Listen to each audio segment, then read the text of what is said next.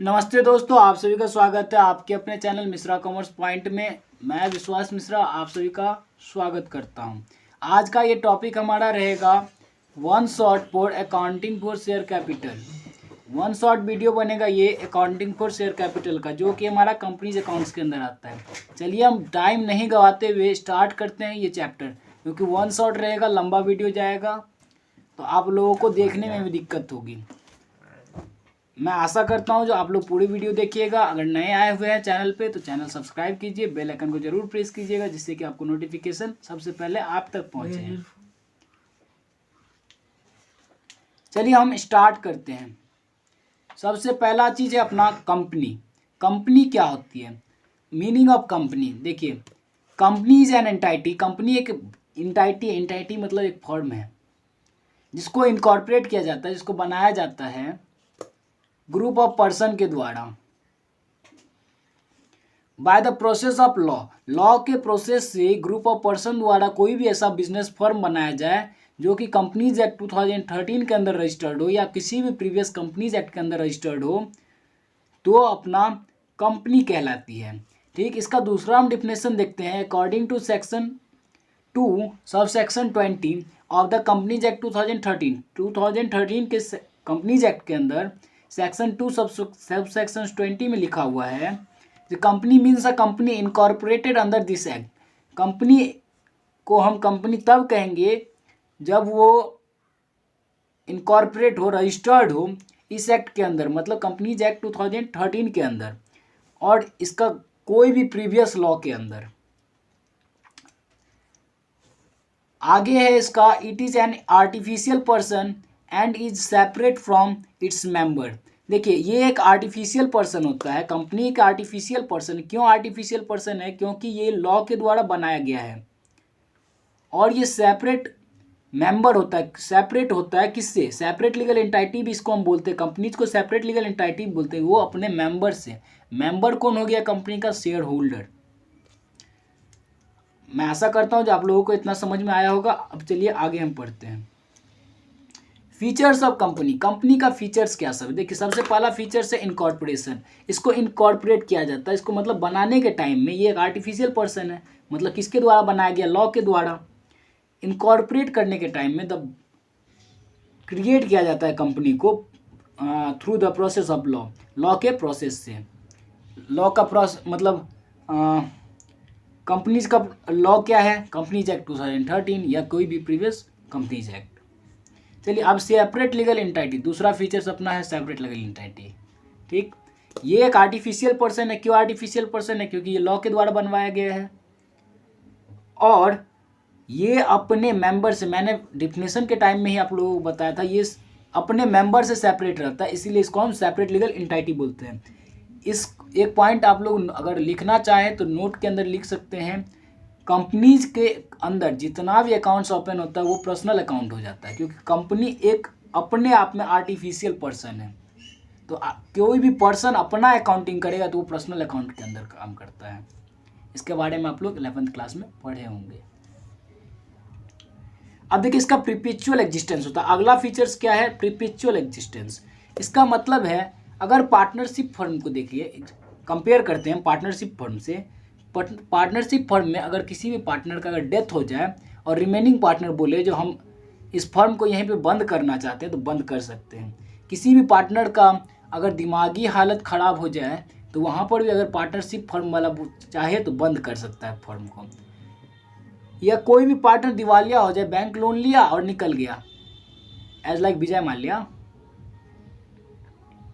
दिवालिया मतलब विजय माल्या, आप लोग समझ रहे होंगे। तो उस केस में भी पार्टनरशिप मतलब चाहे तो ख़त्म हो सकता है। लेकिन कंपनी में ऐसा होता है, शेयर होल्डर कंपनी का जो है वो अगर इस किसी भी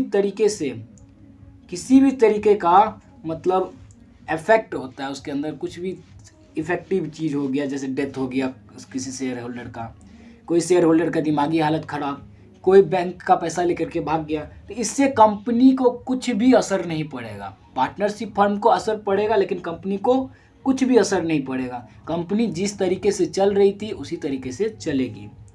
इसका लिमिटेड लायबिलिटीज होता है। जैसे देखिए, जब अपना अपना मेंबर सब सेपरेट है तो सेपरेट मेंबर का सेपरेट लायबिलिटीज, तो इसका लायबिलिटीज लिमिटेड होता है। देखिए मैनेजमेंट एंड ऑनरशिप, कंपनी का जो मैनेजमेंट होता है वो दिया जाता है शेयर होल्डर के पास, मतलब ऑनर है शेयर होल्डर कंपनी का। यहाँ पे देख लीजिए मेंबर कौन हो गया, शेयर होल्डर। शेयर होल्डर क्या हो गया, तो ऑनर हो गया उस कंपनी का। तो वो वोट करके मैनेजमेंट अपना मैनेज करने के लिए डायरेक्टर्स के हाथ में सौंपती है। मैनेज कौन करेगा, मैनेजमेंट कंपनी को मैनेज कौन करता है, डायरेक्टर। लेकिन ऑनर कौन होता है, शेयर होल्डर, ये याद रखिएगा। शेयर होल्डर में भी दो तरह का शेयर होल्डर होता है, पहला प्रेफरेंस शेयर होल्डर, दूसरा इक्विटी शेयर होल्डर। तो इक्विटी शेयर होल्डर वाला अपना ऑनर होता है। चलिए हम आगे पढ़ते हैं, अगला फीचर से अपना कॉमन सील। कॉमन सील मतलब एक स्टाम्प, एक मोहर जो कंपनी के पास रहता भी है और नहीं भी रहता है। ठीक, चलिए अब हम आगे पढ़ते हैं काइंड्स ऑफ कंपनी। कंपनी कितने प्रकार के होते हैं, कंपनी मेनली 3 प्रकार के होते हैं, 1 person company, private company and public company. इसका नोट्स आपको हमारे टेलीग्राम चैनल पे मिल जाएगा। आप लोगों को इसको मतलब लिखना हो तो आप हमारे टेलीग्राम चैनल को ज्वाइन कीजिएगा, जिसका लिंक आपको डिस्क्रिप्शन बॉक्स में मिलेगा। वहाँ से जाकर के आप ये नोट्स पढ़ भी सकते हैं और लिख भी सकते हैं। यहाँ आप बस सुनिए और समझिए, अगर समझ में आता है तो लाइक कीजिए, नहीं समझ में आता है तो डिसलाइक कीजिए। चलिए हम काइंड्स ऑफ कंपनी के बारे में पढ़ रहे थे। काइंड्स ऑफ कंपनी है अपना 1 पर्सन कंपनी, पहला काइंड 1 पर्सन कंपनी, दूसरा प्राइवेट कंपनी, तीसरा पब्लिक कंपनी। देखिए 1 पर्सन कंपनी अगर कोई सोल प्रोप्राइटरशिप बिजनेस चला रहा है, वो अगर अपना फर्म को कंपनीज एक्ट के अंदर रजिस्टर्ड करवा ले तो उसका वो जो बिजनेस फर्म था वो 1 पर्सन कंपनी के नाम से कहलाने लगेगा। 1 पर्सन कंपनी में मात्र और मात्र एक मेंबर रहेंगे, जो कि उसका ऑनर भी रहेगा और उसका मेंबर भी रहेगा। अब रूल्स ऑफ द इनकॉर्पोरेशन, देखिए इसका बनाने के टाइम में इसका क्या रूल है, क्या सब रूल एंड रेगुलेशन को हमको फॉलो करना पड़ेगा। जो पर्सन 1 पर्सन कंपनी का जो आदमी ऑनर बनना चाहे वो सबसे पहला तो उस कंट्री का सिटीजन होना चाहिए। यहाँ पे हम लोग इंडिया के हैं, इंडियन रेसिडेंट में रह रहे हैं, तो हम यहाँ पे इंडियन सिटीजन लिखे हैं। अगर आप अमेरिका में हैं तो अमेरिकन सिटीजन रहना होगा। अगर आप अमेरिका के 1 पर्सन कंपनी के अंदर अपना फर्म को रजिस्टर्ड करवाना चाहते हैं तो आप अमेरिका के सिटीजन होना चाहिए, आपके रेसिडेंट इन अमेरिका होना चाहिए। लेकिन हम इंडियन हैं तो हम इंडियन को लेकर के चलते हैं, इंडियन सिटीजन होना चाहिए 1 पर्सन कंपनी का ऑनर। और resident in India, resident in India का अर्थ है जो उसका आवास इंडिया के अंदर होना चाहिए, भारत के अंदर होना चाहिए। 1 person can form only 1 person company, एक आदमी मात्र एक 1 पर्सन कंपनी खोल सकती है। लेकिन पब्लिक कंपनी, प्राइवेट कंपनी, ये एक आदमी ढेर सारा खोल सकती है।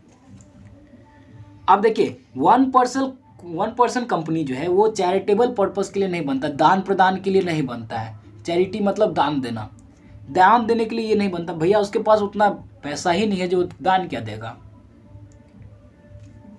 इसका जो है टर्नओवर, पहले तो इसका पेड अप कैपिटल देख लेते हैं। इसके अंदर कैपिटल जो होगा, जो उसका सब्सक्राइब्ड कैपिटल होगा, मान लीजिए सब्सक्राइब्ड कैपिटल, वैसे तो ये शेयर इशू नहीं करती है।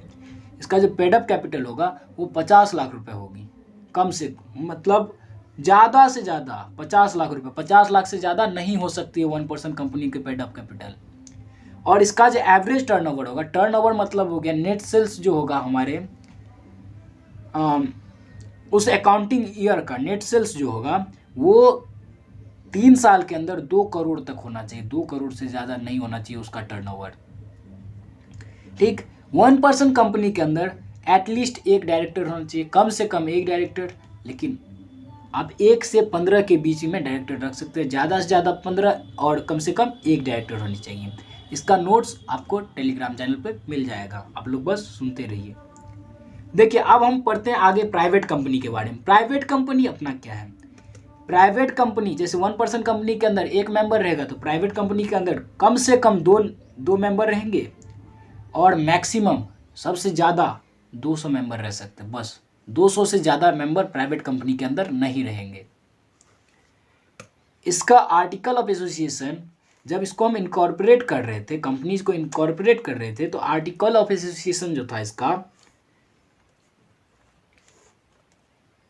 आर्टिकल ऑफ एसोसिएशन जो इसका था तो उसके अंदर हमने शेयर को ट्रांसफ़र करने का मतलब प्राइवेट कंपनी के अंदर आर्टिकल ऑफ एसोसिएशन जो है वो रिस्ट्रिक्ट करती है शेयर को ट्रांसफ़र करने के लिए।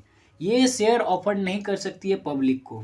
अगला पॉइंट है शेयर ये ऑफर नहीं कर सकती। इसको आप या तो फीचर्स ले लीजिए एज ए फीचर्स, नहीं तो इसको आप डिफिनेशन भी बना सकते हैं, वो आपके अंदर आपके ऊपर डिपेंड करती है। देखिए ये शेयर नहीं कर सकती है मतलब शेयर ऑफर नहीं कर सकती कंपनी को, मतलब पब्लिक को, पब्लिकली ये शेयर ऑफर नहीं करती है।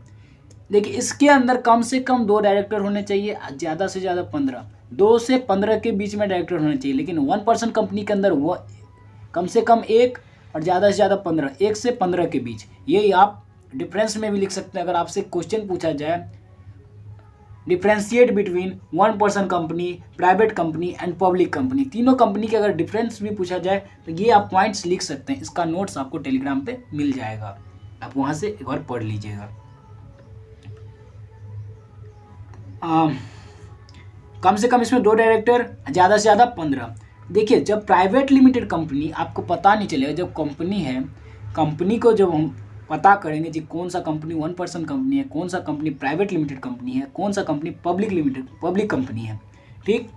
तो प्राइवेट लिमिटेड कंपनी के लास्ट में जो कंपनी प्राइवेट लिमिटेड कंपनी होगा उसके लास्ट में PVT LTD CO करके लिखा हुआ होगा, मतलब प्राइवेट लिमिटेड कंपनी। इसके लिए एक टर्म यूज होता है प्राइवेट लिमिटेड, लेकिन 1% कंपनी के लास्ट में वो OPC लिखा होगा। OPC का मतलब ही होता है 1% कंपनी।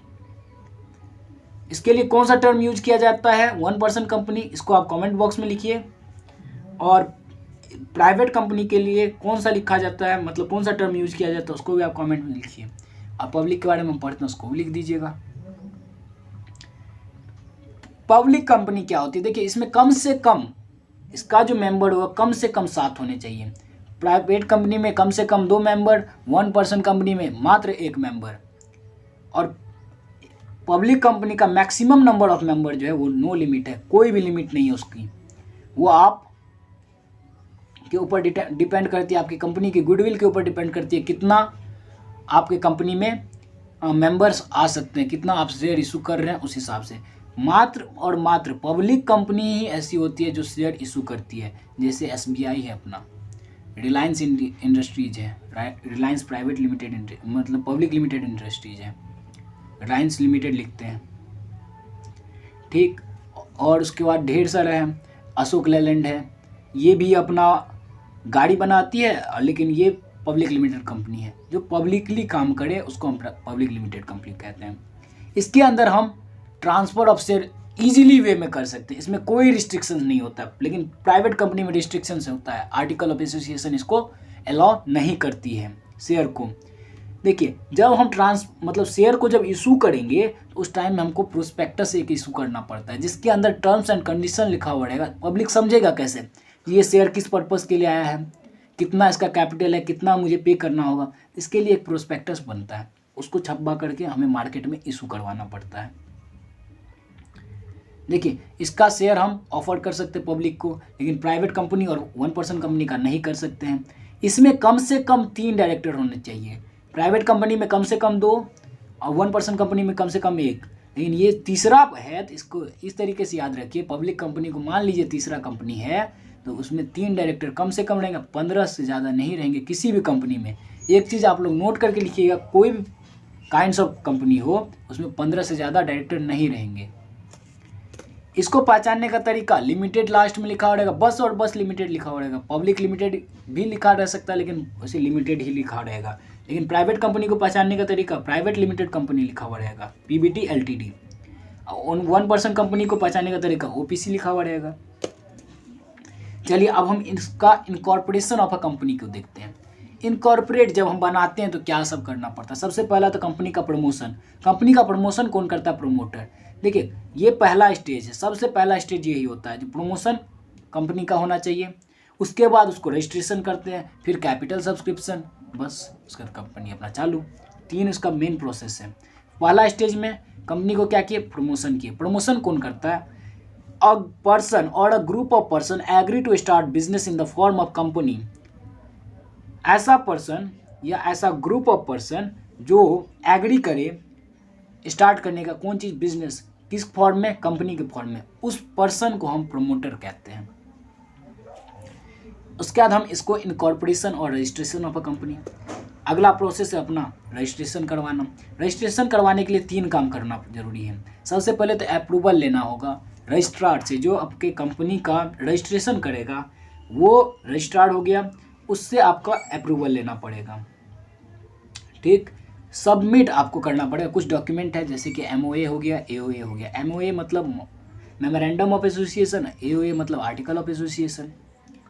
इसको आपको सबमिट करना पड़ेगा। किसके कंसेंट में आप ये बनाइएगा, उसके लिए सबसे पहला जो आप डायरेक्टर को अपॉइंट किए होंगे वो डायरेक्टर के कंसेंट में आप इसको इनकॉर्पोरेट कर सकते हैं। जब कंपनी इनकॉर्पोरेट हो गई, रजिस्टर्ड हो गई, उसके बाद एक सर्टिफिकेट इशू होता है जिसको कहते हैं, जो रजिस्ट्रार इशू करता है, जिसको हम कहते हैं रजिस्ट्रेशन ऑफ कंपनीज। मतलब कंपनी के इशू करने इनकॉर्पोरेशन होने का सर्टिफिकेट आपको मिलेगा जो रजिस्ट्रार आपको देगा। अब देखिए कैपिटल सब्सक्रिप्शन क्या होता है and commitment of a company. जब तक कैपिटल सब्सक्रिप्शन नहीं हो जाएगा 180 दिन के अंदर, तब तक आप बिजनेस को कमेंस नहीं कर सकते हैं। कैपिटल जितना होगा वो आपके MOA के अंदर लिखा हुआ रहता है। It has to obtain commitment of business certificate within 180 दिन। 180 दिन के अंदर, 180 डेज के अंदर आपको कमिटमेंट ऑफ बिजनेस का सर्टिफिकेट मिलेगा। जब तक आप कैपिटल 180 दिन के अंदर जितना आप इशू कर रहे हैं उसमें का 90% अगर आप सब्सक्राइब कर लेते हैं तो आपको कमिटमेंट ऑफ बिजनेस का सर्टिफिकेट मिल जाएगा। मतलब 3 महीना के अंदर आपका कंपनी इनकॉर्पोरेट होता है। अगला है अपना प्रोस्पेक्टस इशू करना। कंपनी इनकॉर्पोरेट हो गई, सबसे पहला काम प्रोस्पेक्टस इशू करेंगे। उसके बाद प्रोस्पेक्टस इशू किए मतलब शेयर इशू किए। प्रोस्पेक्टस के अंदर में लिखा हुआ रहता है अ पब्लिक कंपनी। प्रोस्पेक्टस क्या होता है ये पहले समझिए आप लोग। A public company issue a document. एक पब्लिक कंपनी जब डॉक्यूमेंट कोई सा भी इशू करती है उसको हम प्रोस्पेक्टस कहते हैं। ठीक, उस प्रोस्पेक्टस के अंदर टर्म्स एंड कंडीशन लिखा हुआ रहेगा, किसी पर्पस के लिए मतलब वो सिक्योरिटीज इशू किया गया उसका लिखा हुआ रहेगा, क्या उसका प्रोसीजर है, किस मोड ऑफ पेमेंट से आप उसको पेमेंट कर सकते हैं, उसके बारे में लिखा हुआ रहेगा। अब चलिए हम आगे पढ़ते हैं मिनिमम सब्सक्रिप्शन पे। टाइम नहीं गवाएंगे ज़्यादा थ्योरेटिकल चीज़ पे, क्योंकि फिर अकाउंटिंग ट्रीटमेंट भी जानना है हमें। अच्छा लग रहा हो तो लाइक कीजिए प्लीज़। मिनिमम सब्सक्रिप्शन देखिए, मिनिमम सब्सक्रिप्शन अगर अकॉर्डिंग टू कंपनीज एक्ट 2013 देखें तो कंपनीज एक्ट 2013 के अंदर सेक्शन नंबर 39 सब सेक्शन 1 के अंदर लिखा हुआ है, और सेबी कौन, securities and exchange board of India हमें ये अलाउ करती है। मतलब उसके अंदर ये रूल बना हुआ है, अगर मिनिमम सब्सक्रिप्शन आपका 90% ऑफ इशू शेयर नहीं हो तो आप नहीं कर सकते। जैसे देख लीजिए आप 1 लाख शेयर इशू किए, उसका 90% कम से कम आपका सब्सक्रिप्शन होना चाहिए। ठीक, मान लीजिए आप 1 महीना के लिए बस ये प्रोस्पेक्टस को मार्केट में लाए। ठीक, एक स्पेसिफाइड पीरियड था आपका 1 मंथ, 1 महीना। जैसे अब आ गया न्यू ईयर आ रहा है तो कल है 1 जनवरी, तो आप समझिए आज 1 दिसंबर से आप एक शेयर का मतलब इशू किए, प्रोस्पेक्टस इशू किए शेयर इशू करने के लिए, मतलब शेयर सब्सक्राइब करने के लिए, और 31 दिसंबर मतलब आज के डेट पे आप इस प्रोस्पेक्टस का लास्ट डेट है, आज तक अगर आपका 90% सब्सक्रिप्शन नहीं होता है, एप्लीकेशन मनी 90% नहीं आ रहा है, तो आप उस एप्लीकेशन मनी को जिस मोड से आपके पास उसका पेमेंट आया एप्लीकेशन मनी का, उसको आप रिफंड कर दीजिएगा। ठीक, अब चलिए हम आगे पढ़ते हैं प्रीलिमिनरी एक्सपेंस। प्रीलिमिनरी एक्सपेंस क्या होता है, जिसको हम इनकॉर्पोरेशन एक्सपेंस बोलते हैं। जब हम बिजनेस को इनकॉर्पोरेट कर रहे होते हैं तो उस टाइम में जो लीगल एक्सपेंस हमें रियलाइज़ होता है, मतलब कुछ एक्सपेंस होता है जो रिलीज़ करता है, मतलब जैसे कि बोर्ड ऑफ डायरेक्टर का मीटिंग की, सर डायरेक्टर को तो पेमेंट कीजिएगा ना बोर्ड ऑफ डायरेक्टर के मीटिंग के लिए। रजिस्ट्रेशन फ़ी की दिए, रजिस्ट्रार को आप पेमेंट किए, वो हो गया। इशू एक्सपेंस, कुछ आप एक एक्सपेंस को मतलब इशू कर रहे हैं, जैसे कि प्रोस्पेक्टस छपा है उसका इशू, मतलब उसका भी पेमेंट आ गया, वो भी एक्सपेंस है। तो जितना भी इनकॉर्पोरेशन एक्सपेंस होता है कंपनीज एक्ट के अंदर, वो प्रेजेंट का लॉस है, कैपिटल लॉस है। कौन सा लॉस है? कैपिटल लॉस है, रेवेन्यू नेचर का लॉस नहीं है, क्योंकि अभी तो भैया कैपिटल ही ना आ रहा है। रेवेन्यू जब बिजनेस कमेंस करेंगे तब आएगा। देखिए, और सिक्योरिटीज प्रीमियम रिजर्व जो है, हम जब शेयर इशू करते हैं तो उस टाइम में प्रीमियम पे भी कुछ पैसा ले लेते हैं, वो अपना रिजर्व हो गया, वो अपना कैपिटल गेन होता है। और 11th में आप लोग एक टॉपिक पढ़े होंगे, अकाउंटिंग प्रिंसिपल्स के अंदर एक प्रूडेंस प्रिंसिपल आता है, प्रूडेंस प्रिंसिपल, जिसके अंदर कहा जाता है जो आपका कैपिटल लॉस हो उसको आप उस ईयर के बैलेंस शीट में कैपिटल गेन के साथ मतलब ट्रांसफर कर दीजिए। या तो आप कैपिटल लॉस रख सकते हैं बैलेंस शीट में, या तो कैपिटल गेन रख सकते हैं। चलिए अब हम शेयर कैपिटल के बारे में पढ़ते हैं, आगे मेरा अपना मेन टॉपिक। अभी तक तो हम लोग कंपनी के बारे में पढ़ रहे थे, कंपनी क्या होती है, कैसे इनकॉर्पोरेट होती है। अब हम शेयर कैपिटल के बारे में पढ़ते हैं। देखिए, शेयर कैपिटल वो कैपिटल हो गया, मान लीजिए आपका कैपिटल 1 लाख रुपए का है, 1 लाख करोड़ का है, ठीक, 1 लाख करोड़ का आप कैपिटल लगाना चाह रहे हैं अपने फर्म में। कौन ऐसा बंदा होगा, कौन आपका शेयर होल्डर होगा जो एक बार में एक पेमेंट कर दे 1 लाख करोड़ का? तो वहाँ पे आप क्या करते हैं, उस 1 लाख करोड़ को छोटे अमाउंट में ट्रांसफ़र कर देते हैं। या तो आप 1 रुपये में कर दीजिए, 2 रुपये में कर दीजिए, 10 रुपये में कर दीजिए, 100 रुपये तक कर दीजिए। 100 रुपये तक आदमी शेयर खरीद लेते हैं। 1000 का भी कीजिएगा, लेकिन आपका गुडविल होना चाहिए मार्केट में, तब ना। आप अगर मार्केट में इस्टेब्लिश किए तो आपकी 90% सब्सक्रिप्शन कभी भी नहीं हो पाएगी।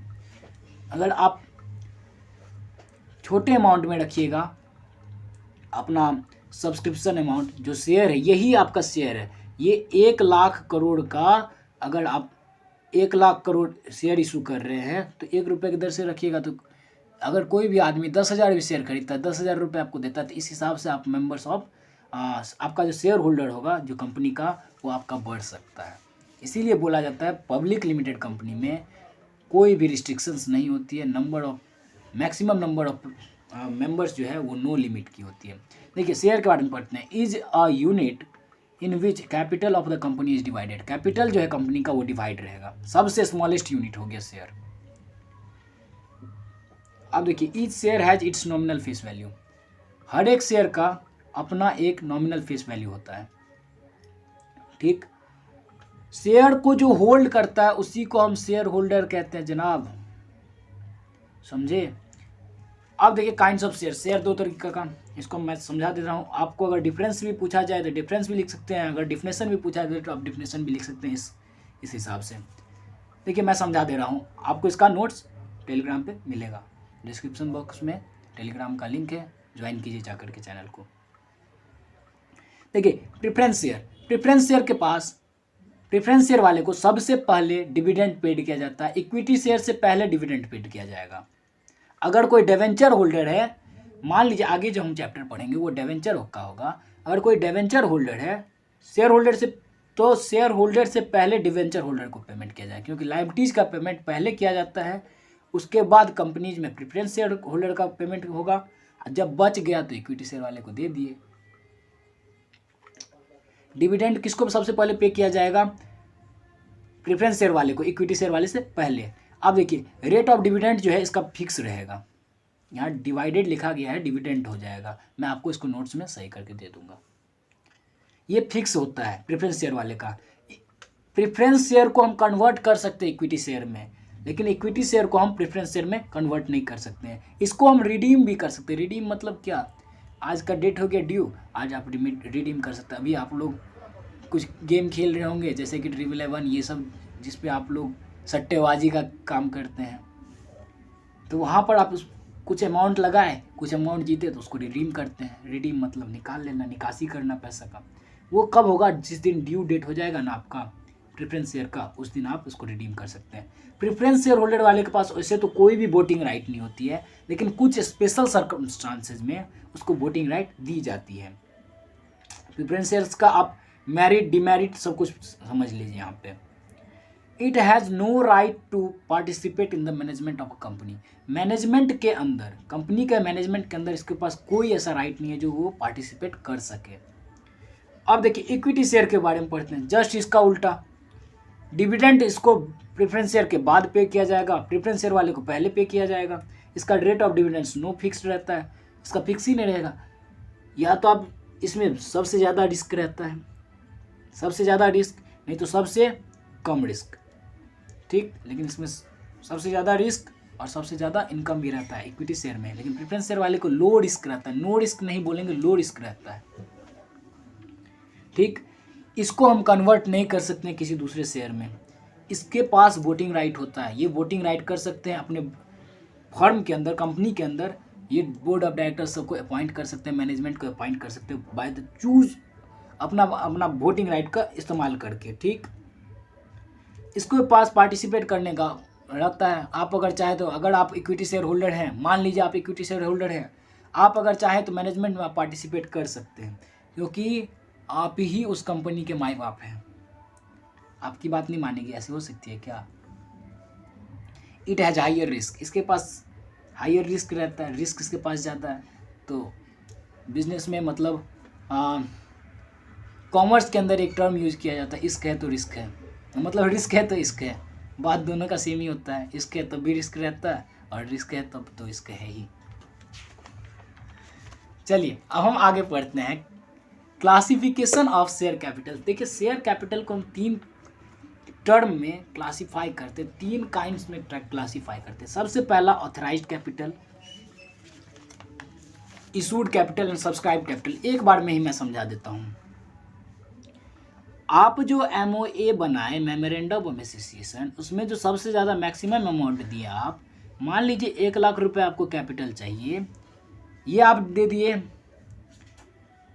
ये MOA के अंदर जो मैक्सिमम अमाउंट होगा, मैक्सिमम अमाउंट जो होगा, ठीक, ये आपका ऑथराइज्ड कैपिटल कहलाएगा। आपके पास इसकी ऑथोरिटी होगी जो आप इतना कैपिटल आप इशू कर सकते हैं। आप देखिए इशूड कैपिटल किसको बोलते हैं? आप बिजनेस स्टार्ट किए, आपको सबसे पहले ज़रूरत पड़ा मात्र 70,000 का, 70,000 रुपये का ही ज़रूरत पड़ा, 30,000 रुपये अभी बाकी है। तो आप क्या किए, जितना अमाउंट यहाँ से आप इशू कर रहे हैं, मार्केट में भेज रहे हैं, वो आपका इशूड कैपिटल होगा, इशूड कैपिटल हो गया, ठीक। इशूड कैपिटल या तो लेस और इक्वल होगा ऑथराइज्ड कैपिटल का। या तो आपको अभी 70,000 का काम पड़ा तो आप 70,000 इशू किए कैपिटल। अगर आप चाहें तो 1 लाख रुपए भी कैपिटल मतलब इशू कर सकते हैं मार्केट में, 1 लाख कैपिटल डायरेक्ट इशू कर सकते हैं मार्केट में, लेकिन इन the form of share. Sir छोटे टुकड़े में कीजिएगा, नहीं तो आपका मतलब सब्सक्राइब नहीं हो पाएगा। सब्सक्राइब से याद आया, मेरा भी चैनल कीजिएगा सब्सक्राइब और शेयर कीजिए अपने दोस्तों के साथ।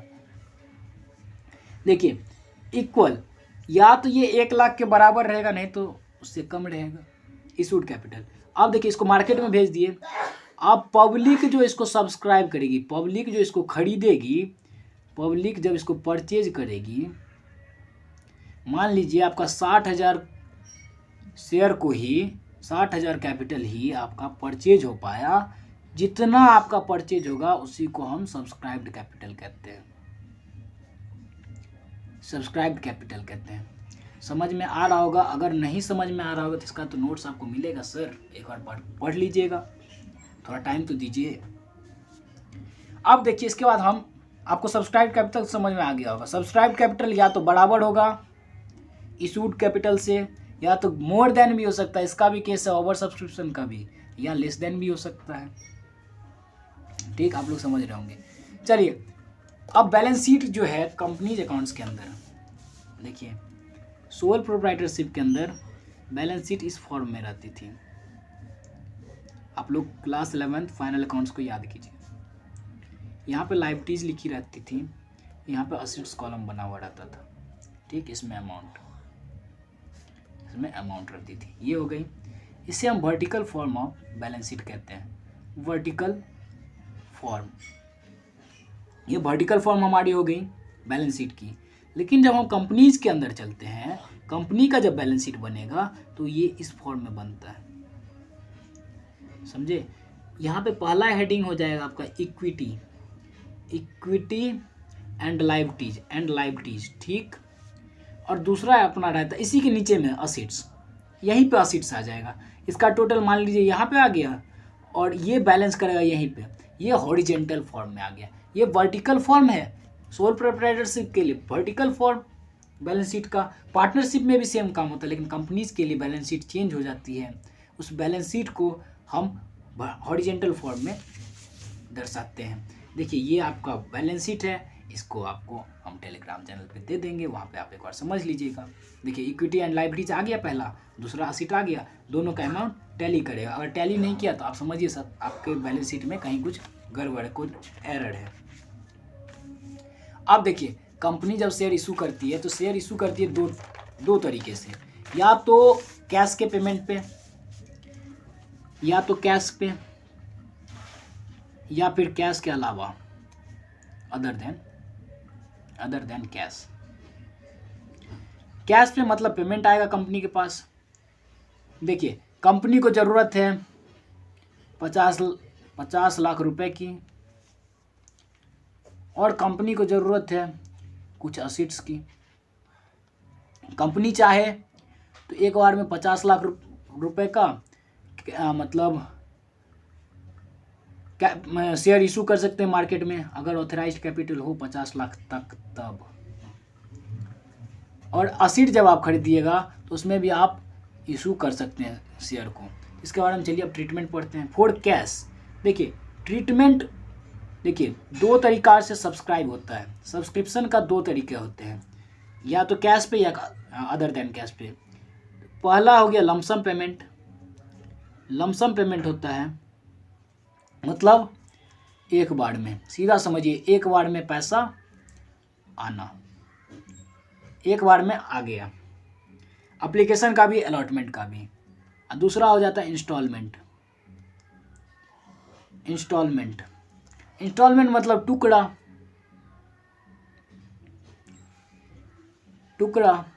मतलब पार्ट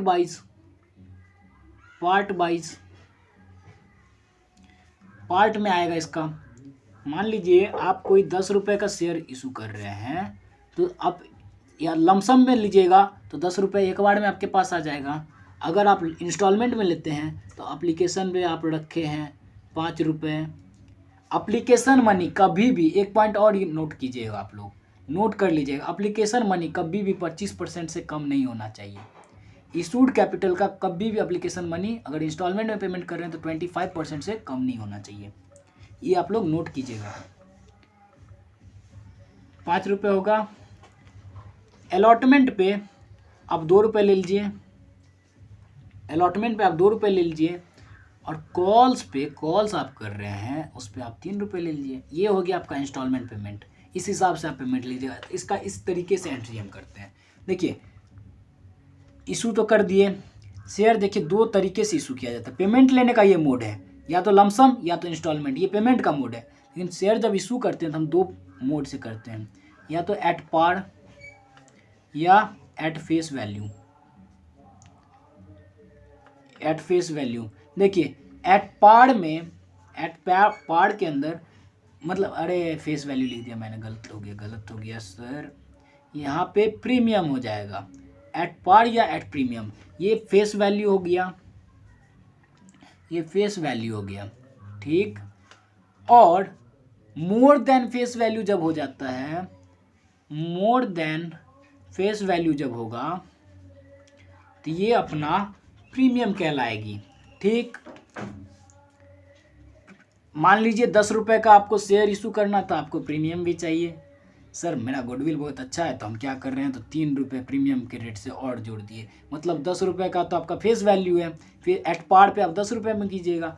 चाहे तो एट पार पे आप 10 रुपये में कर दीजिए फेस वैल्यू पे, लेकिन जब प्रीमियम जोड़िएगा तो 13 रुपये का इसका हो गया सब्सक्रिप्शन, इसका 13 रुपये का लगेगा।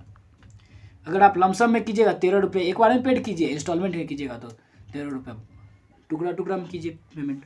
अब देखिए लमसम पेमेंट का एट पार के साथ ही अब मैं प्रीमियम भी ले लेता हूँ। देखिए 10 रुपये हो गया पार वैल्यू मतलब फेस वैल्यू, प्लस में 3 रुपये हो गया प्रीमियम वैल्यू। जब कंपनीज के अंदर अमाउंट रिसीव होती है, सबसे पहले देखिए एप्लीकेशन के लिए अप्लाई करेगा तो उसके साथ एप्लीकेशन मनी आएगी। लमसम पे देखिए लमसम में एक बार में ही पैसा आएगा। देखिए बैंक अकाउंट को डेबिट करेंगे, बैंक अकाउंट डेबिट, पैसा आ गया, ठीक। To share application and allotment account, allotment account मतलब एक बार में भी एप्लीकेशन आ गया, अलॉटमेंट भी कर रहे हैं उसको, तो पैसा आया। तो अब देखिए यहाँ पे प्रीमियम के साथ ले रहे हैं हम, तो यहाँ पे 13 रुपये के रेट से मान लीजिए एक ही शेयर इशू किया गया मार्केट में, ले लीजिए एक ही शेयर, सबसे सिंपल एग्जांपल, एक शेयर लिया गया, इशू किया गया, तो बैंक में आपको 13 रुपये आया, उसको आप share application and allotment account में कितना दिखला है, 13 रुपये। अब देखिए जब अलॉटमेंट का डेट आएगा, on the date of allotment, on the date of allotment, allotment, यहाँ पे एक चीज़ मत भूलिएगा, अगर प्रेफरेंस शेयर होगा तो उससे पहले, शेयर से पहले इक्विटी या प्रेफरेंस लगाना मत भूलिएगा कभी भी। मैं यहाँ पे निकल गया फ्लो में, लेकिन यहाँ पे लिखना चाहिए, मुझसे भी गलती हो चुकी है, चलिए कोई बात नहीं, लेकिन आप लोग इसकी गलती नहीं कीजिएगा। देखिए जब डेट ऑफ अलॉटमेंट होगा तो इसको हम क्या करते हैं, शेयर एप्लीकेशन का पैसा जो है उसको हम शेयर कैपिटल अकाउंट में ट्रांसफ़र करते हैं। अब देखिए share application account debit, share application and allotment account debit, यही पैसा में जा रहा है, अलॉटमेंट अकाउंट को हम डेबिट कर दिए, मतलब ये पैसा अब शेयर कैपिटल में जाएगा, to share capital account, to share capital account, ठीक। और सिक्योरिटीज़ प्रीमियम भी था सर 3 रुपये का, तो इसको हम लिखते हैं SPR रिजर्व, मतलब सिक्योरिटीज़, ऐसे सिक्योरिटीज़ प्रीमियम रिजर्व, आप लोग पूरा लिखिएगा। यहाँ पे मैं जल्दी में निकल रहा हूँ, 1 शॉर्ट वीडियो है, कंप्लीट करना पड़ेगा। तो इसके अंदर ये आ गया, देखिए आया कितना रुपए अपने पास, 13 रुपये, फेस वैल्यू कितना था, शेयर कैपिटल के अंदर 10 रुपये चला गया, SPR सिक्योरिटीज़ प्रीमियम के अंदर कितना, प्रीमियम कितना पैसा ले रहे हैं, 3 रुपये, अगर पार का होगा तो यहाँ 10 रुपये, यहाँ 10 रुपये, यहाँ पर भी 10 रुपये, यहाँ पर भी 10 रुपये, लेकिन प्रीमियम भी ले रहे हैं साथ में, तो साथ में चलिए। अगर इसी कैश वाला पेमेंट के लिए हम इंस्टॉलमेंट में अगर कर देते हैं तो इंस्टॉलमेंट में कुछ एंट्रीज बढ़ जाती है, चलिए प्रीमियम के साथ ही इंस्टॉलमेंट का भी लेते हैं। जब मनी रिसीव्ड होती है, यहाँ पे मैंने आपको बता कर रखा है इंस्टॉलमेंट का, इसका आपको नोट्स मिलेगा, ऐसे चाहे तो मैं यहीं पे बता देता हूँ आपको, यहीं पे चलिए एग्जांपल के साथ इसी में बता देता हूँ मैं आपको। देखिए जब रिसिप्ट ऑफ एप्लीकेशन आएगा तो बैंक अकाउंट को डेबिट करेंगे, मान लीजिए विथ प्रीमियम आप ले रहे हैं 10 रुपये प्लस 3 रुपये, यही एग्जांपल, ठीक। जब बैंक में आया तो 13 रुपये आ गया आपके पास, 13 रुपये आना चाहिए था, 13 रुपये आना चाहिए था, लेकिन आप इंस्टॉलमेंट पे ले रहे हैं सर, तो 13 रुपये को आप क्या किए, 2 रुपये, 3 रुपये और 4 रुपये, मतलब कॉल पे कितना हो गया, 4 3 7 2 9 रुपये हो गए।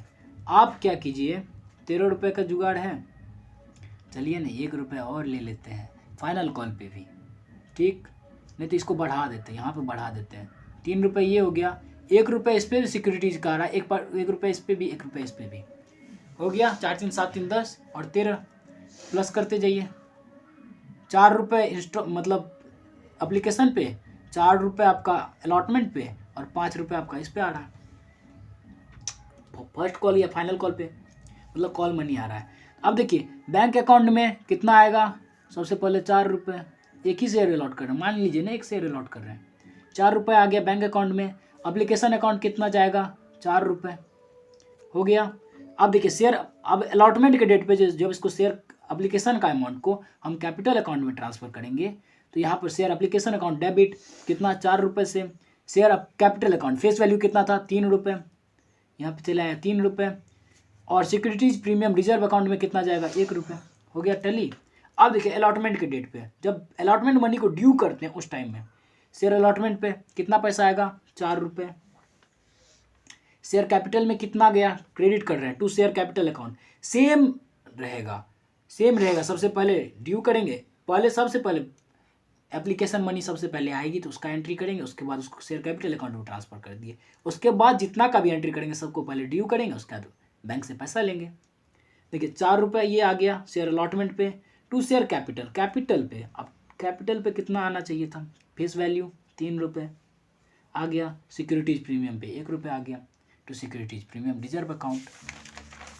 चलिए अब देखिए जब बैंक में इसका पैसा आएगा, अलॉटमेंट मनी का पैसा आएगा, तो वहाँ पे एंट्री करते bank account debit to share allotment account, तो 4 रुपये आना था, 4 रुपये आ गया।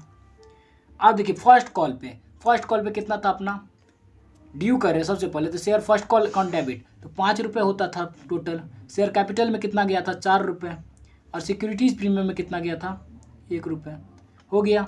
जब रिसीव करेंगे तो वही entry bank account debit to share capital share first call account, तो 5 रुपये और 5 रुपये आ गया। ये हो गया हमारा ये केस। अब चलिए हम ओवर सब्सक्रिप्शन का केस करते हैं। मान लीजिए आप इशू किए 70,000 शेयर और आ गया आपके पास 1 लाख शेयर, ठीक 1 लाख शेयर आ गया।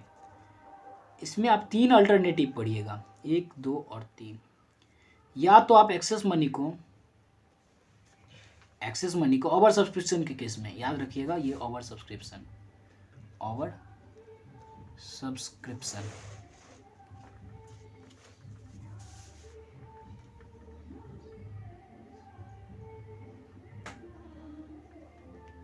ये ओवर सब्सक्रिप्शन का केस हो गया, ठीक। इसके अंदर हम एक्सेस मनी को या तो रिफंड कर देंगे, या तो इसको प्रोपोर्शनल बेसिस पे, मतलब प्रोराटा मतलब रेशियो बेसिस पे इसको हम इशू कर देंगे 1 लाख को शेयर को। नहीं तो इस दोनों का मैसअप कर देंगे। कुछ को क्या करेंगे फुल अलॉटमेंट दे देंगे, ठीक। कुछ को हम क्या करेंगे प्रोराटा पे दे देंगे और कुछ को रिफंड कर देंगे। अब देखिए इसके लिए हम सिंपल एग्जांपल लेते हैं, उसके बाद आपको ये दिखला देते हैं। 70,000 इशू करना है, इसमें क्या कीजिए 30,000 को रिफंड कर दीजिए सीधा, 30,000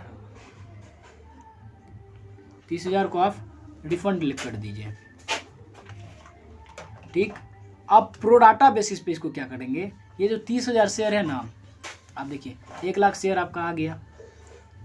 अगर कोई बंदा 10 शेयर का लिए इशू किया, उसको आप 7 शेयर दीजिए, ठीक। तो इस बेसिस पे इसको मतलब 7:10 का रेशियो में बांट दीजिए इस हिसाब से। इसमें क्या कीजिए, मान लीजिए 70,000 आपको शेयर मात्र अलाउ करना है, तो 1 लाख आया है। आप क्या कीजिए यहाँ पे 4,000 शेयर को फुल अलॉटमेंट दे दिए, 20,000 शेयर आपका रिफंड हो गया, 24,000 हो गया। अब बचा कितना, 70,000 में कोशिश कीजिएगा कि बचा कितना, नहीं 1 लाख में बचा कितना, 24,000 हो गया ये, तो 76,000 रुपये और 76,000 बाकी है। 76,000 में आप क्या कीजिए इसको जोड़िए, 24,000 ये हो गया, 70,000 पुराना है, 24,000 और 76,000, 70,000 हमको पुराना। जो बच गया अमाउंट उसको हम क्या किए प्रोराटा बेसिस पे अलॉट कर दिए। इसका एंट्री हम बताते हैं आपको। 24,000 के यहीं माइनस कर लीजिए ना, 56,000, यहाँ 56,000 को हम प्रोराटा बेसिस पे अलॉटमेंट कर देंगे। 4,000 का पूरा पैसा आ जाएगा, इसको रिफंड ही कर देंगे। 56,000 को मात्र हमको प्रोराटा बेसिस पे देना है, मतलब 56,000 का पैसा जो एक्सेस आएगा एप्लीकेशन के अलावा जो पैसा आएगा 70,000 में। चलिए यहाँ पे दिखलाता हूँ आप लोगों को। रिजेक्शन का केस में देखिए बैंक अकाउंट को डेबिट किए, पैसा आया, लमसम पेमेंट याद रखिए, नहीं तो इंस्टॉलमेंट भी कर सकते हैं, सेम काम होगा। Bank account debit, application money received, share application account received हो रहा है, ठीक। जितना पैसा से आया उसको ओवर सब्सक्रिप्शन वाला, जितना एप्लीकेशन आया उतना के पैसा से फेस वैल्यू से हम मल्टीप्लाई कर देंगे। ये आ गया पेमेंट। अलॉटमेंट के डेट पे बैंक अकाउंट को हम यहाँ पे क्या करेंगे क्रेडिट कर देंगे, जितना पैसा हमको रिफंड करना, जितना एक्सेस मनी, मतलब 30,000 का एक्सेस मनी जो है उसको हम रिफंड कर दिए। आप लोग समझ रहे होंगे, ठीक। ओ माय गॉड 46,000 ही होगा सर, नहीं 46,000 कैसे। अच्छा चलिए मैं आपको बताता हूँ इसका जो एग्जांपल लेंगे ना, मतलब क्वेश्चन लेंगे ना, उस टाइम मैं आपको बता दूंगा। देखिए सेकंड अल्टरनेटिव होता है प्रोराटा बेसिस पे, बैंक अकाउंट को डेबिट किए, शेयर एप्लीकेशन अकाउंट को डाल दिए। जब अलॉटमेंट का डेट आता है, जब जिस दिन हम शेयर कैपिटल में ट्रांसफर करते हैं, तो उस दिन क्या करते हैं, शेयर एप्लीकेशन अकाउंट डेबिट, ये पैसा आ गया यहाँ पे टोटल अमाउंट से। शेयर कैपिटल अकाउंट को क्या करेंगे, क्रेडिट कर देंगे फेस वैल्यू से, मान लीजिए ना प्रोराटा पे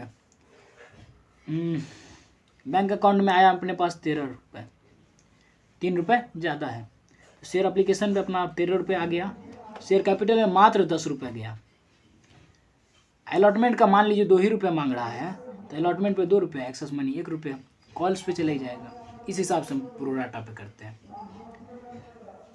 अब देखिए तीसरा अल्टरनेटिव, दोनों चीज़ कर लीजिए आप, प्रोराटा पे भी ले लीजिए, फुल अलॉटमेंट भी कर दीजिए कुछ को, अब कुछ को आप क्या कीजिए, जाओ भैया जाओ, इस तरीका से काम कर दीजिए। इसका एंट्री बैंक अकाउंट को डेबिट करेंगे टू शेयर एप्लीकेशन अकाउंट, मान लीजिए 13 रुपये आ गया, 13 रुपये आ गया। जब इसका अलॉटमेंट डेट ड्यू करेंगे उस टाइम में शेयर एप्लीकेशन अकाउंट में 13 रुपये गया, डेबिट कर दिए। फेस वैल्यू 10 रुपये ही था, मान के चलिए एक शेयर ही इशू कर रहे हैं।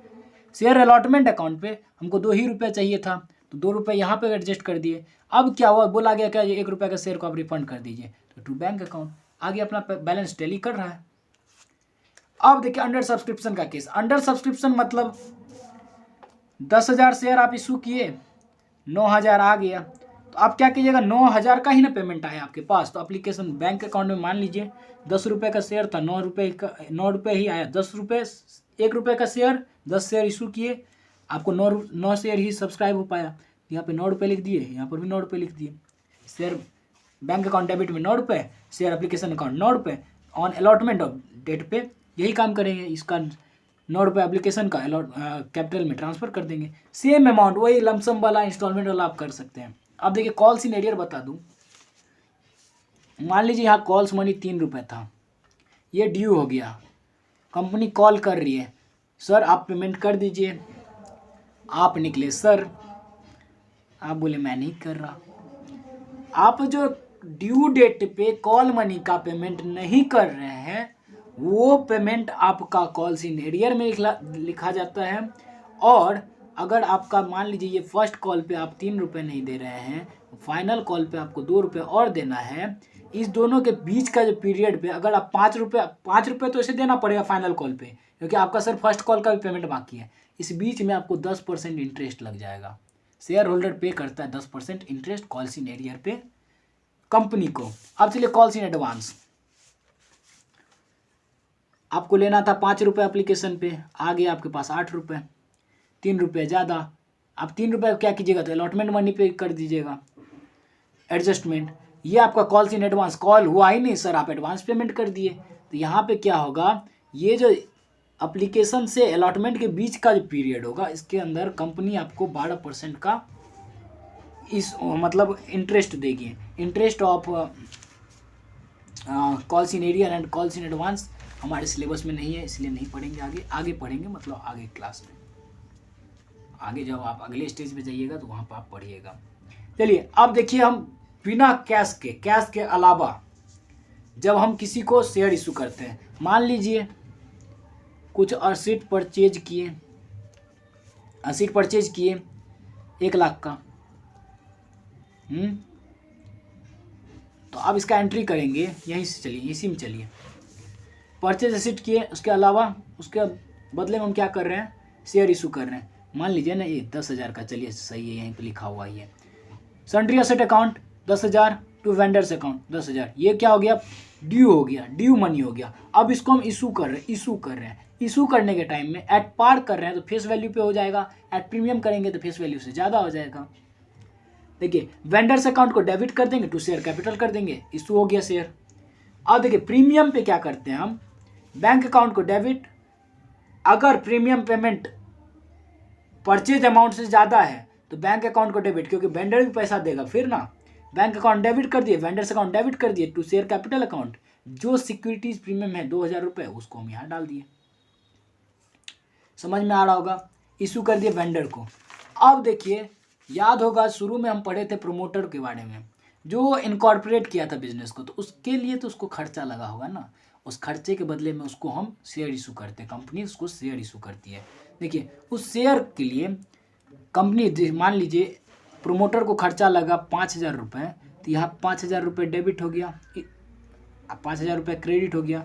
Incorporation expense account debit, incorporation expense account के अंदर डेबिट हो गया। अब प्रोमोटर उसका मान लीजिए अपना क्रेडिटर है, मेरा लोन दिया था 5,000 रुपये, इसको दे दिए। जब इसको शेयर इशू करेंगे तो 5,000 का ही करेंगे, तो प्रोमोटर्स अकाउंट डेबिट। अब इसका अकाउंट को तो क्लोज करना है। सर आप क्रेडिटर थे, आप इसको आपको हम बैलेंस कर रहे हैं, आपको पेमेंट कर रहे हैं, तो 5,000 रुपये दिए आपको, और शेयर कैपिटल के अंदर 5,000 चला गया। समझ गए। तीसरा केस आता है अंडरराइटर को। जब आपका मिनिमम सब्सक्रिप्शन 90% नहीं हो पाता है, तो कंपनी एक बंदे को अपॉइंट करती है जिसका नाम है अंडरराइटर।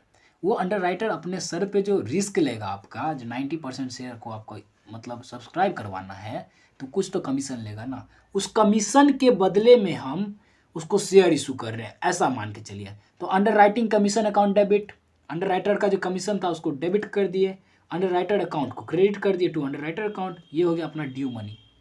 मान लीजिए यहाँ पर 10,000 रुपये उसको देना था, 10,000 रुपये देना था, शेयर इशू भी करेंगे उसको 10,000 का ही। Underwriters account debit to share capital account. वो बिल्कुल ईजी है, बिल्कुल ईजी है। जब आपको इसका नोट्स मिलेगा तो आप एक बार उसको पढ़ लीजिएगा, तो आपको इशू ऑफ शेयर बिल्कुल ईजी वे में आपको निकल जाएगा। अब देखिए हम चलते हैं मेन फोरफीचर ऑफ शेयर्स। देखिए forfeiture of share, forfeiture of share का मतलब होता है कैंसिलिंग द शेयर्स, जिस शेयर का पेमेंट नहीं किया। मान लीजिए एक राजू है, वो 1,000 रुपये 1,000 शेयर लिया 10 रुपये के रेट से, ठीक। उसको एप्लीकेशन पे 5 रुपये पेमेंट करना था, 3 रुपये अलॉटमेंट पे और 2 रुपये कॉल्स पे अलॉटमेंट करना था, ठीक। जब वो क्या किया, तो एप्लीकेशन का भी पैसा दे दिया, अलॉटमेंट का भी पैसा दिया, लेकिन कॉल्स का पैसा वो नहीं दे रहा था। वो ढीठ बोल रहा था मैं नहीं दूंगा। तो कंपनी उसके पास एक नोटिस भेजेगी कि सर, जब उसका शेयर फोरफिट किया जाएगा, फोरफिट मतलब होता है जब्त करना, जब उसका वो शेयर जब्त किया जाएगा तो कंपनी एक उसके पास नोटिस भेजेगी, सर मैं आपके या तो आप कॉल का पेमेंट कर दीजिए, नहीं तो आपका शेयर जब्त हो जाएगा, मतलब फोरफिट हो जाएगा। तो उसके लिए हम एंट्री किए थे, यहाँ पे करते हैं। देखिए शेयर कैपिटल अकाउंट डेबिट 10,000 रुपये से, 10 रुपये के रेट से 1,000 शेयर का 10,000 रुपये हो गया। फोरफीचर का entry to share capital account, कितना रुपये आया ये लिखना है यहाँ पे। फोरफिटेड शेयर अकाउंट में कितना रुपये आया वो लिखना है। तो 8,000 रुपये आया, 8 रुपये के रेट से 1,000 का। कितना नहीं आया, अलॉटमेंट पे तो आ गया था, अलॉटमेंट पे पैसा आ गया, अलॉटमेंट को यहाँ नहीं लिखेंगे, कॉल्स पे लिख देंगे 2,000 रुपये, ठीक। ये अपना हो गया। अब इसको रीइशू करते हैं, जो फोरफिट किए 1,000 शेयर हम फोरफिट किए, कंपनी इसको ले करके रख के क्या करेगी, इसको फिर से मार्केट में भेज देगी, या तो एट पार 10 रुपये के फेस वैल्यू पे, नहीं तो प्रीमियम थोड़ा डिस्काउंट, मतलब डिस्काउंट पे, नहीं तो प्रीमियम पे भी 10 रुपये प्लस 3 रुपये, प्रीमियम कुछ भी हो सकता है। देखिए जब इसको रीइशू करती है तो इसका फेस वैल्यू पे अगर इशू करे तो बैंक अकाउंट डेबिट टू 10,000 रुपये आ गया बैंक अकाउंट में। शेयर अब कैपिटल अकाउंट, ये भी 10,000 आ गया, ठीक। अब देखिए डिस्काउंट पे अगर इशू कर रही है, 7 रुपये के रेट से इशू कर रही है, तो बैंक अकाउंट में तो मात्र 7,000 रुपये आया, ठीक। शेयर कैपिटल अकाउंट, लेकिन मेन तो यहाँ पे है, इसको तो फेस वैल्यू पे लिखना पड़ेगा। ये जितना पेड अप करना है, कॉल्ड अप मनी जितना है, मतलब पेड अप मनी जितना है, 10,000 रुपये आपको पेड करना है। आपको ना डिस्काउंट दिया है, कंपनी को कोई डिस्काउंट नहीं है। तो कंपनी क्या करेगी, ये 3,000 रुपये यहाँ से जो 8,000 रुपये जब्त की थी, 8,000 रुपये जो जब्त की थी, उसमें से 3,000 रुपये ला करके आपको दे देगी कंपनी को। कंपनी का बैलेंस हो गया। अब कंपनी जानेगी 5,000 रुपये आपको उसके पास रिजर्व बचा, मतलब 5,000 रुपये उसके पास बचा हुआ है। उसको क्या करते हैं, तो हम कैपिटल रिजर्व अकाउंट में ट्रांसफ़र कर देते हैं, ठीक। देखिए जो फोरफिट किया हुआ शेयर था उस पर जो डिस्काउंट दिए थे, जैसे 7,000 को हम डिस्काउंट 7 रुपये के हिसाब से दिए थे, यहाँ पे देख लीजिए आप, उसको जो हम कैपिटल अकाउंट में ट्रांसफ़र कर रहे हैं 7,000 रुपये बैंक अकाउंट में आया, नया रीइशू करने के बाद शेयर फोरफिट का कितना चला गया, 3,000 रुपये। तो अब कैपिटल रिजर्व में हम क्या करेंगे, तो यहाँ तो 8,000 रुपये हम यहाँ लिए थे, 8,000 रुपये यहाँ पे आया, ठीक। और यहाँ पे हम कितना का डिस्काउंट दे रहे हैं, 3,000 का। तो 3,000 का जब हम डिस्काउंट दे रहे हैं तो 8,000 माइनस 3,000 कितना हम फोरफिट किया, कितना का हम डिस्काउंट दे रहे हैं, उस हिसाब से हम इसको कैपिटल रिजर्व अकाउंट में डालते हैं। जैसे देखिए इस केस में forfeit shares account forfeited share मतलब शेयर का जो जितना हम जब्ती किए हैं उसको हम ट्रांसफ़र कर रहे हैं कैपिटल रिजर्व अकाउंट में, तब हम इसको फोरफिट शेयर अकाउंट में हम उसको मतलब यहाँ पे देखिए अब बच के कितना गया, 8,000 था, 8,000 हम फोरफिट किए, 3,000 हम डिस्काउंट के टाइम में मतलब मैनेज कर दिए, अकाउंट सेटल कर दिए, अब बच गया अपने पास 5,000 रुपया। यही 5,000 को हम कैपिटल रिजर्व में डालते हैं। ठीक, अब कैपिटल रिजर्व का एक और जो महा भयंकर क्वेश्चन टाइप का रहता है, जिसको हम लोग पागल क्वेश्चन बोलते हैं, वो क्वेश्चन समझ में जल्दी नहीं आता है, वो है एक प्रोराटा बेसिस पे अगर फोरफिट किया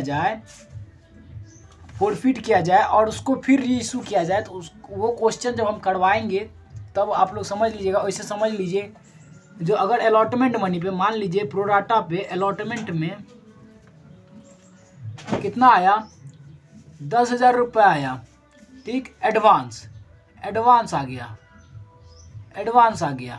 10,000 रुपये। आप क्या किए, तो आप 500 रुपये का कॉल्स इन एरियर कर रहे हैं, तो आप जो आप फोरफिट कीजिएगा तो यही 500 रुपये का कीजिएगा, नहीं कि 10,000 पूरा कर लीजिएगा। यही इसी बेस पे रहेगा वो क्वेश्चन। तो उसका जब हम क्वेश्चन करेंगे तब आपको समझ में आएगा। चलिए आज की वीडियो को हम यही समाप्त करते हैं। Accounting for issue of share ख़त्म हुआ, वन शॉट वीडियो था। आप लोगों को अगर पसंद आया हो तो प्लीज़ लाइक कीजिए, अपने दोस्तों के साथ शेयर कीजिए, जिनका अभी एग्ज़ाम है वो भी है, जो नए आए हुए हैं उनके लिए भी सही है। ये कंपनीज अकाउंट्स आपको बिल्कुल समझ में आया होगा, मैं ये आशा करता हूँ।